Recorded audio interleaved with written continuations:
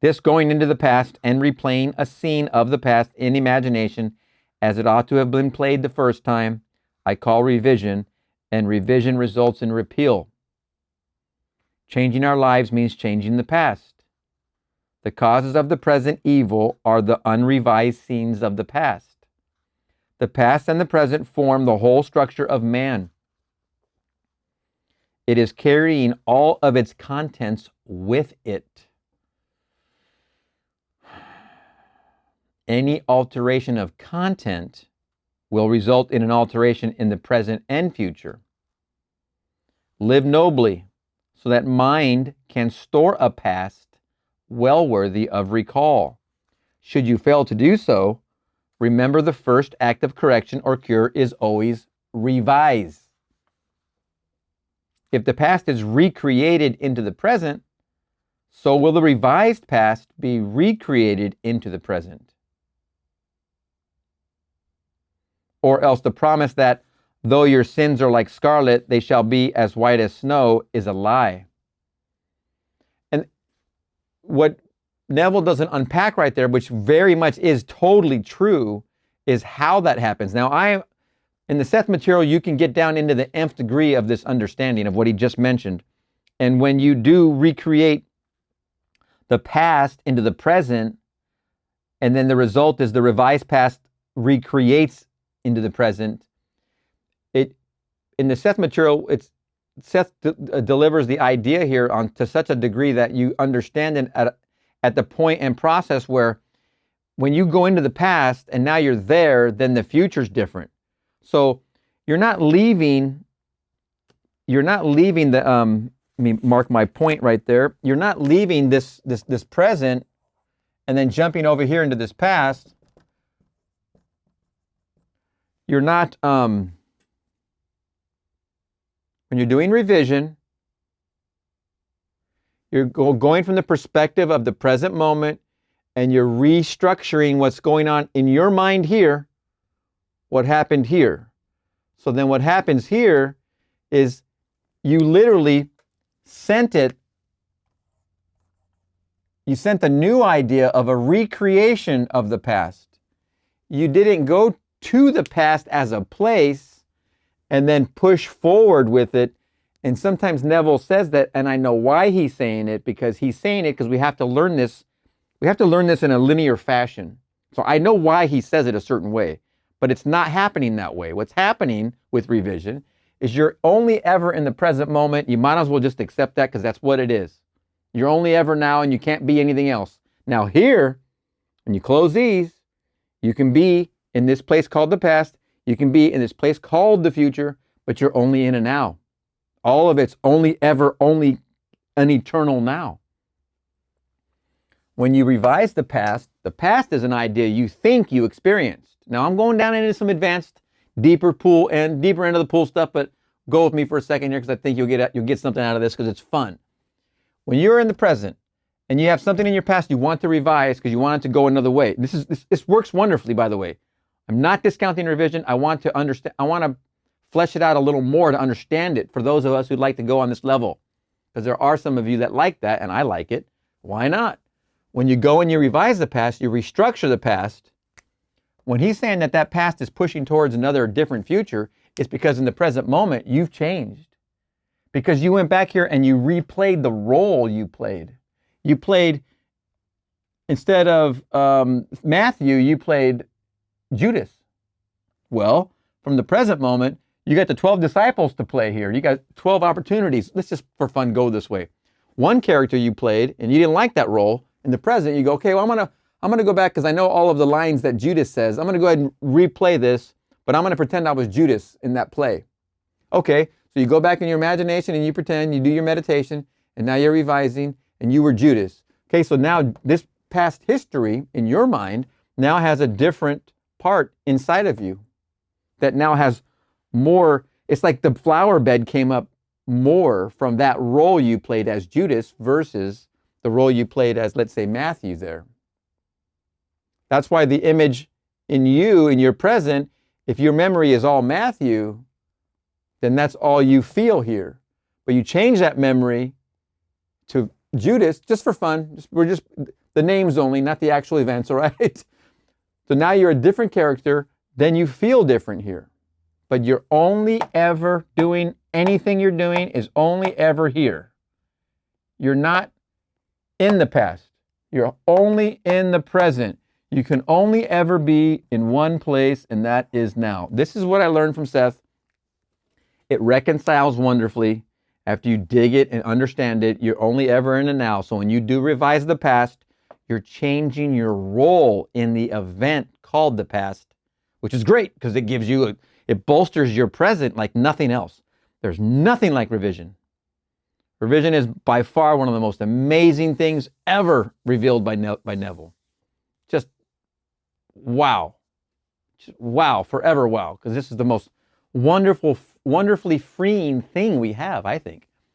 But understand, on another level, if you want to take it to the advanced step, it's only all happening here anyway. That's how creative you are. You create past events.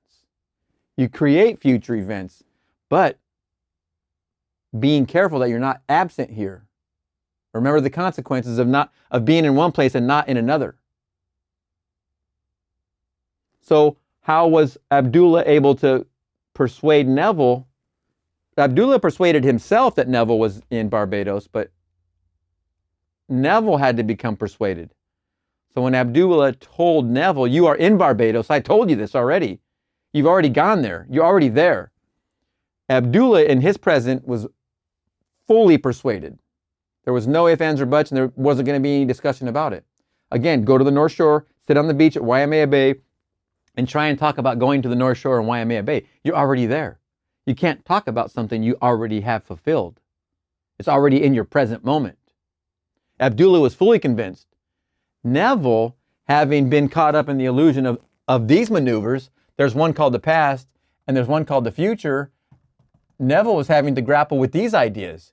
He didn't know how to handle, well, the schedule's coming and it's only so many days away and I don't know if I'm going to get this boat. What am I going to do? Because it's never worked like that in the past. I was never taught that. So how the heck could I be in Barbados? Abdullah, I don't understand you. What do you mean? You're already there. That's what I mean. I already told you went and you went first class. If it wasn't for that lesson, boy, oh boy, that one lesson. But mixing back into this. Neville had to become convinced of how these things worked, and he did it on a feeling level. He walked as if he was in Barbados while he was in New York. He walked on the street and he saw, he had to try and feel and see, his first time doing this, to the best of his ability, the trees and the no more than 2-story buildings while he's in the canyons of New York City. He had to see Barbados and feel it as he walked. But unbeknownst, his brother sends him a check. Before you know it, he's on the boat, he's already in Barbados. Before he knows it, and first class. Because of his finally fully becoming persuaded in his present moment that he was there. If he would have kept doing this number, he would have been delayed on the ship. There wouldn't have been enough seats. He wouldn't have got the ticket. His brother's check wouldn't have arrived on time. The Alcoa ship company wouldn't have called him. Phone lines were down. Too many people on standby. Yada, yada, yada, yada, all the way down the line. But he didn't do that. He came back where Abdullah focused him. Abdullah imagined lovingly for Neville being there and was persuaded, and that was strong enough. Neville became the Esau, the automaton in the story. When Abdullah became persuaded, it happened. But Neville saw this lesson and in his present moment went with the flow. Check came in the mail. He's on the ship. He's in Barbados. All happened in his present moment. I like that P there. It's like it also can stand for persuaded. Live nobly so that mind can store a past well worthy of recall. Should you fail to do so, remember the first act of correction or cure is always revise. If the past is recreated into the present, so will the revised past be recreated into the present. It's all now. Or else the promise that though your sins are like scarlet, they shall be as white as snow is a lie. The question may arise as to how, by representing others to ourselves as better than they really were, or mentally rewriting a letter to make it conform to our wish, or by revising the scene of an accident, the interview with the employer, and so on, could change what seems to be the unalterable facts of the past. But remember my claims for imagining. Imagining creates reality. What it makes, it can unmake. What it makes, it can unmake. What it makes, it can unmake. It can make something lovely. It can make something lovely. It can make something lovely. There's nothing wrong with that. It can make something lovely. Lovely, lovely, lovely. Continuously.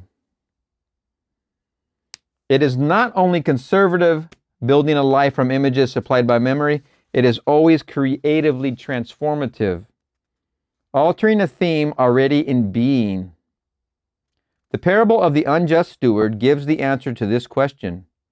We can alter our world by means of a certain illegal practice, by means of a falsification of the facts.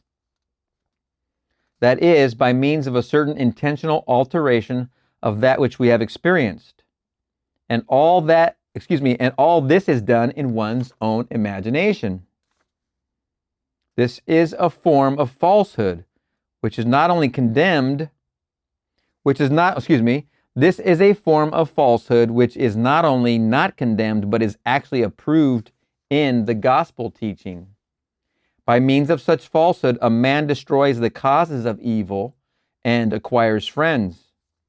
And on the strength of this revision, proves, judging by the high praise the unjust steward received from his master, that he is deserving of confidence. Because imagining creates reality, we can carry revision to the extreme and revise a scene that would be otherwise unforgivable. Anything, everything can be revised. We learn to distinguish between man, who is all imagination, from those states into which he may enter. An unjust steward looking at another's distress will represent the other to himself as he ought to be seen. Were he himself in need, he would, like the man on the cover of this record, enter his dream house in his imagination and imagine what he would see and how things would seem and how people would act after these things should be.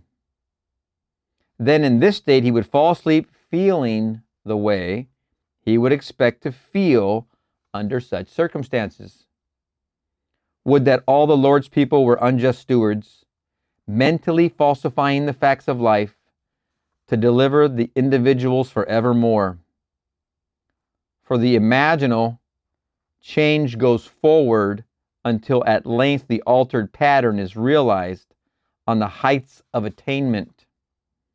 Our future is our imaginal activity in its creative march. Imagine better than the best you know. Our future is our imaginal activity. Remember, the future is this circle here, which I say does not exist. We're only ever in the present. We're only ever in the present. He's saying that our future, I say our new now, is our imaginal activity in its creative march. Now, I understand why he's using the word future there, and that's okay, but I always have a bone to pick here and there sometimes. Not all the time, but here and there. But I understand why he's using it that way. It is, of course, our new, I like to say our new now because it's still, when I say our new now, it's because I always get to express where we actually are. So my new now, let's do it. Our new now is our imaginal activity in its creative march. There you go. I just altered Neville's.